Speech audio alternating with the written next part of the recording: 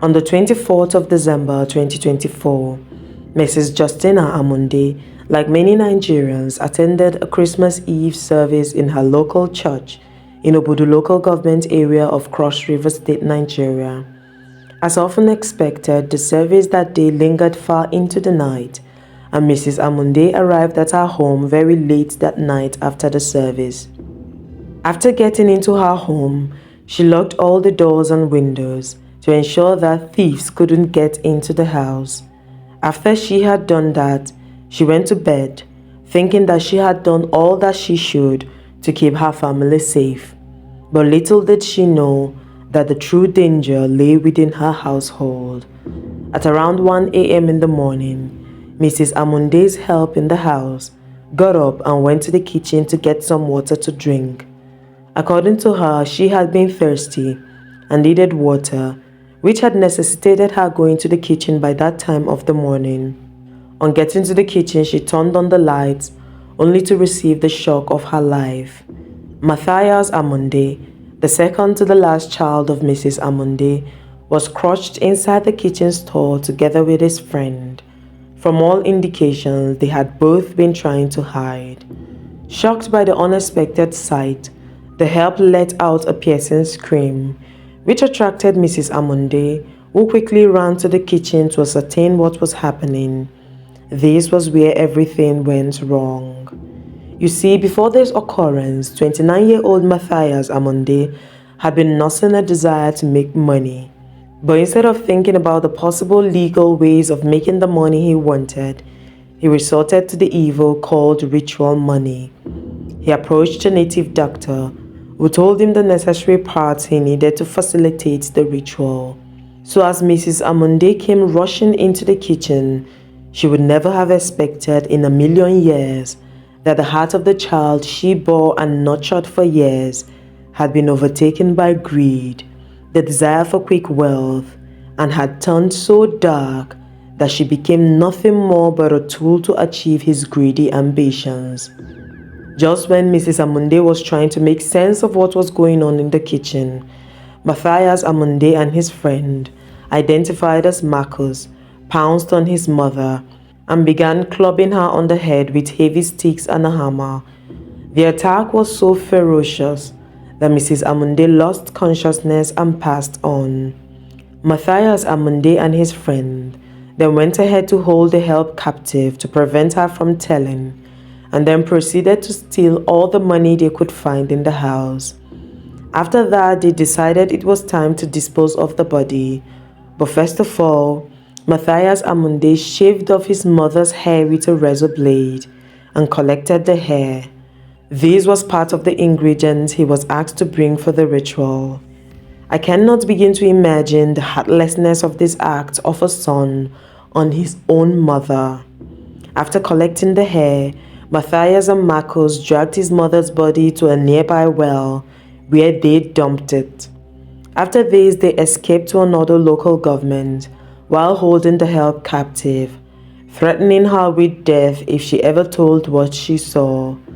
But by a stroke of luck, the help was able to escape. She quickly ran to her parents and narrated the incident.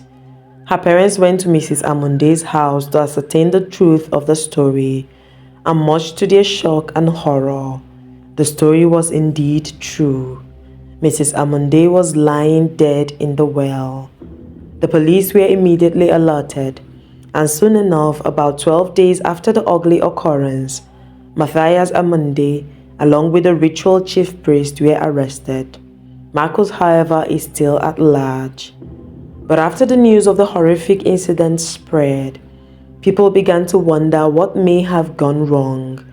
Matthias Amunde was said to have been a brilliant and bright kid growing up. What could have happened that led to a young bright kid turning into a murderer?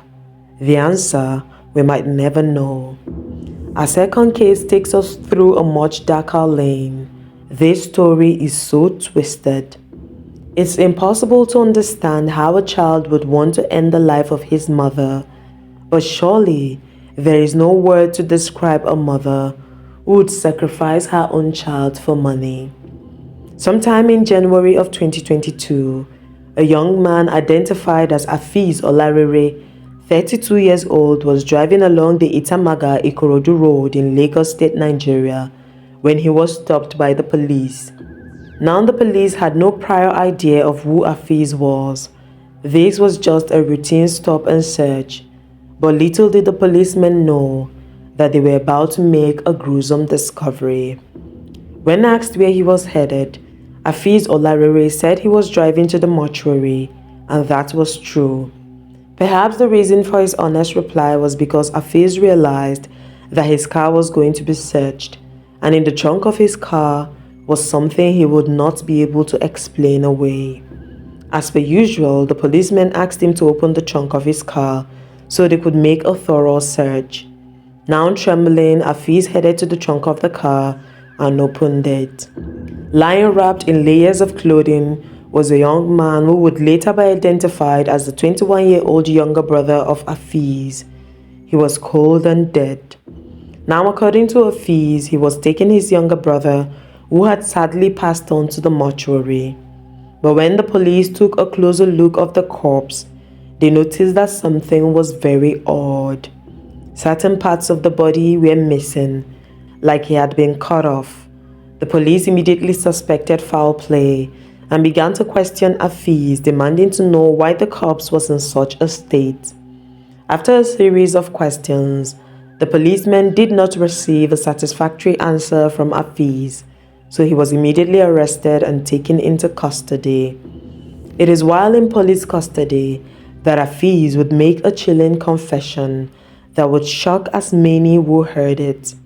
According to his confession, Afeez, a Yahoo boy, that's an internet fraudster, was having a hard time with his supposed business. Clients weren't turning up and money wasn't flowing. He was getting quite frustrated.